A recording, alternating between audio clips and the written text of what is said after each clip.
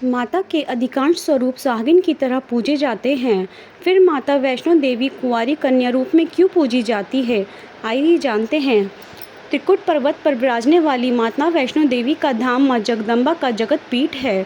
माता वैष्णो देवी के भक्त दुनिया भर से आते हैं और माता से मनोकामना पूर्ति का वरदान लेकर जाते हैं। माता वैष्णो देवी के मुख्य भवन पर पहुंचने से पहले एक अर्धकुमारी गुफा भी आती है, जहां से भक्तों को रेंग कर पार करना होता है। कहते हैं माता वैष्णो देवी के भक्तों के लिए यदि हर बार संभव न हो तो कम से कम एक बार तो अर्धकुमारी गर्भ गुफा से पार जरूर कर लेना चाहिए। धूमावती माता और एकाध अन्य माता के स्वरूप को छोड़ दें तो माँ जगदम्बा ज़्यादातर जगह पर सुहागिन रूप में ही पूजी जाती हैं। माता वैष्णो देवी में सिंदूर चढ़ता है, सुहाग का आशीर्वाद भी मिलता है, परंतु माता कुंवारी रूप में है। माता वैष्णो के भक्तों को ये जानने की ज़रूर इच्छा होगी, ऐसा क्यों है? इसके पीछे एक पौराणिक कथा है। त्रेता युग की बात है। दक्षिण भारत के रामेश्वर में समुद्र तट पर एक सुंदर गांव था। रत्नाकर पंडित यहीं रहते थे। रत्नाकर शिवजी और माँ आदिशक्ति के बड़े भक्त थे। गांव शहर में रत्नाकर का मान तो बहुत था, पर कोई संतान न थी। रत्नाकर की पत्नी हमेशा माँ आदिशक्ति से संतान की गुहार लगाती रहती थी। उन्होंने लगातार कई वर्षों तक माँ की पूजा अर्चना की। कई सालों में संतानहीन रत्नाकर की पत्नी की प्रार्थना एक दिन माँ ने सुन ली। वह गर्भवती हुई तो एक रात रत्नाकर के सपने में एक बालिका ने आकर कहा, मैं तुम्हारे घर आ रही हूँ, पर एक शर्त है, मैं जो कुछ करना चाहूँ रोकना नहीं। पुजारी और सिद्ध पंडित रत्नाकर को ये आभास हो गया कि माँ आदिशक्ति के सत्य, रज और तम को दिखाने वाली तीनों रूप महासरस्वती, महालक्ष्मी और महादुर्गा ने मिलकर ही इस कन्या का रूप लिया है। नियमित समय पर इस दिव्या कन्या का जन्म हुआ। रत्नाकर को यह भी पता चल गया कि यह कन्या माँ आदिशक्ति ने धर्म की रक्षा के लिए ही प्रकट हुई हैं। रत्नाकर उसी भाव से कन्या का लालन पालन करने लगा।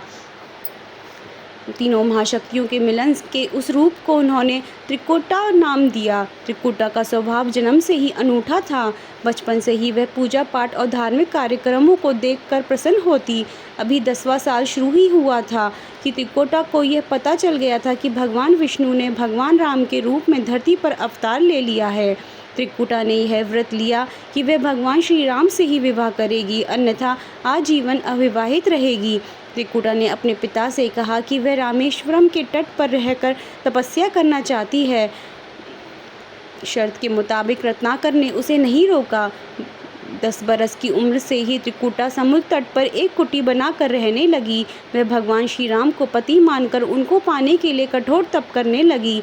इसी तरह घोर तप करते त्रिकुटा को बहुत बरस बीत गए। सीता हरण के बाद भगवान श्री राम लक्ष्मण के साथ दलबल लेकर सीता की खोज करते हुए रामेश्वरम पहुँचे। श्री राम को पुल बांधने तक यहाँ ठहरना था। भगवान एक दिन विचरण कर रहे थे, तभी समुद्र तट पर एक तेजस्विनी ध्यानमग्न कन्या को देख बहुत चकित हुए। उस कन्या की ओज और आभा से वह स्थान अलग ही रोशनी से प्रकाशित हो रहा था। भगवान श्री राम कौतूहलवश उस कन्या के तपोस्थल पर तक पहुँचे। प्रभु ने उस कन्या से पूछा, तुम कौन हो देवी, और इतनी कम उम्र में इतना कठोर तप क्यों कर रही हो? ऐसी क्या अभिलाषा है जिसके लिए ऐसा तप करने के लिए विवश हो? कन्या ने भगवान को विनयपूर्वक प्रणाम करके अपना परिचय पंडित रत्नाकर की पुत्री त्रिकुटा के रूप में दिया। फिर अपनी प्रतिज्ञा बताई। त्रिकुटा जान गई थी कि उनके सामने साक्षात भगवान श्री राम ही खड़े हैं, इसलिए उन्होंने निवेदन किया कि आप मुझे पत्नी के रूप में स्वीकार कर लें। इस पर भगवान श्री राम ने कहा, यह संभव नहीं है। मैं एक पत्नी रहने के संकल्प में बंधा हूँ। अपनी पत्नी की अपहरता को दंड देने के लिए यहाँ तक सेना सहित आया हूँ। त्रिकुटा को यह सुनकर आघात पहुँचा। उन्होंने अपने कठोर तप का वास्ता दिया और भगवान से विवाह करने की पुनः याचना की। त्रिकुटा ने कहा, प्रभु, क्या मेरा यह तप व्यर्थ रह जाएगा? मेरे तप से वह शक्ति नहीं कि आपको प्राप्त कर सकूं। मेरा तप अभी कम है तो मैं इसे और कठोर करूंगी और तब तक जारी रखूंगी जब तक मेरी अभिलाषा पूरी नहीं हो जाती। भगवान ने कहा, जब मैं सीता का पता लगाकर लौटूंगा तब तुम्हारे पास आऊँगा। यदि तुम मुझे पहचान लोगी तो मैं तुम्हारी इस बात पर सही निर्णय करूँगा। त्रिकुटा को इस बात से बड़ी प्रसन्नता हुई कि उनका तप सफल है। भगवान ने उन्हें वरण का एक आश्वासन दिया है। अब उन्हें अपने स्वामी की परीक्षा में उत्तीर्ण होना है। इस प्रसन्नता के भाव से भरकर त्रिकुटा का उत्साह और बढ़ गया। उन्होंने और कठिन तप करना आरंभ कर दिया। उनके तप का प्रभाव ऐसा था कि उनकी कुटी के आसपास का पूरा क्षेत्र एक अलग प्रकाश से प्रकाशित होता था। भगवान श्री राम ने रावण के साथ युद्ध कर उसे हराया। विभीषण को लंका का राजा बनाकर अपनी पत्नी, भाई और समस्त सेना के साथ वे अपने नगर को लौटने लगे। प्रभु लंका विजय के बाद पुष्पक विमान पर सवार होकर लौट रहे थे। उन्हें त्रिकुटा को दिया अपना वचन भी पूरा करना था। रामेश्वरम के तट पर पहुंचते ही भगवान ने विमान को रुकवा दिया। तब सभी कौतूहल में पड़ गए कि तो प्रभु ने उन्हें कुछ पल की प्रतीक्षा करने को कहा। उसके बाद वे अकेले ही चल पड़े। सारी सेना भगवान की आज्ञा के अनुसार वहीं ठहरकर उनकी प्रतीक्षा करने लगी। श्री राम ने एक अत्यंत बूढ़े ब्राह्मण का वेश बनाया और देवी त्रिकुटा के पास पहुँचे। प्रभु उनके पास कुछ पल रुके, पर त्रिकुटा उन्हें पहचान ही ना सकी। भगवान ने उन्हें अवसर दिया, पर उनकी लीला को देवी त्रिकुटा भाप न पाई। तब भगवान श्री राम अपने असली रूप में आ गए। उन्होंने त्रिकुटा से कहा, देवी, मैं आपके दिए वचन के अनुसार आपके पास आया था, परंतु आप इस परीक्षा में सफल न हो पाई। वैसे भी इस जन्म में सीता से विवाह कर मैंने एक पत्नी व्रत का प्रण लिया है, इसलिए तुम्हारे साथ विवाह तो संभव ही नहीं था। देवी त्रिकुटा कुछ निराश हो गई। भगवान ने उनकी मनोस्थिति समझ ली और मधुर वचन में बोले। भगवान ने कहा, आपको निराश होने की आवश्यकता नहीं। आपका संकल्प पक्का है, इसलिए मैं इसे खाली नहीं जाने दूंगा। जिस युग में मैं व्रतधारी होने के कारण विवश हूँ, कलयुग में मैं जब कल्कि के रूप में अवतार लूँगा, तब मैं तुम्हें अपनी पत्नी रूप में अवश्य स्वीकार करूँगा। तब तक तुम हिमालय स्थित त्रिकुट पर्वत पर जाकर तप करो और मेरे अवतार की प्रतीक्षा करो। भगवान ने उन्हें वरदान देते हुए कहा, तुम भक्तों के कष्ट और दुखों का नाश करते हुए इस संसार का कल्याण करती रहो। विष्णु का अंश होने, उनके कुल में अवतार होने तथा विष्णु पूजक होने के नाते सारा संसार तुम्हें माता वैष्णो देवी के रूप में पूजेगा। कलयुग में तुम्हारे लिए कुछ भी अदेय नहीं होगा।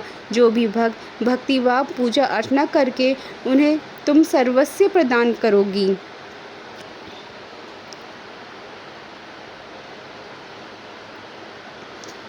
भगवान श्री राम ये वरदान देकर चले गए। त्रिकुटा श्री राम से मिले इस वचन से अत्यंत प्रसन्न थी।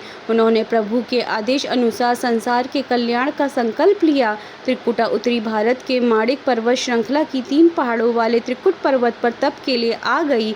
वहीं माता वैष्णो देवी के नाम से विराजमान हैं। श्री हरि का वरदान होने के कारण वैष्णो माता भक्तों की सभी मनोकामनाएं पूर्ण करती हैं, इसलिए माता का स्वरूप कुंवारी का है। वह श्री हरि के कल की अवतार की प्रतीक्षा कर रही हैं। उस अवतार के बाद भगवान उन्हें स्वीकारेंगे और संभव है माता वैष्णो देवी को किसी अन्य धाम पर भी स्थान दें और उन्हें कुछ अन्य दायित्व भी दें। ये कथा लोक श्रुति पर आधारित है और दक्षिण भारत की बहुत प्रसिद्ध लोक श्रुति है। माता वैष्णो देवी की श्रद्धापूर्वक भक्ति के साथ आने वाले भक्तों की मनोकामना अवश्य पूर्ण होती है। माता के मंदिर में ही ऊपर भैरवनाथ की गुफा है। ये भैरवनाथ शिव स्वरूप भगवान भैरव नहीं है, बल्कि एक अघोर हठी साधु भैरवनाथ हैं। भैरवनाथ को नाथ पंथ का साधक भी माना जाता है। उसी नाथ पंथ का साधक जिससे योगी आदित्यनाथ आते हैं। नाथपंथी भी शिवजी के अंश से निकले हैं।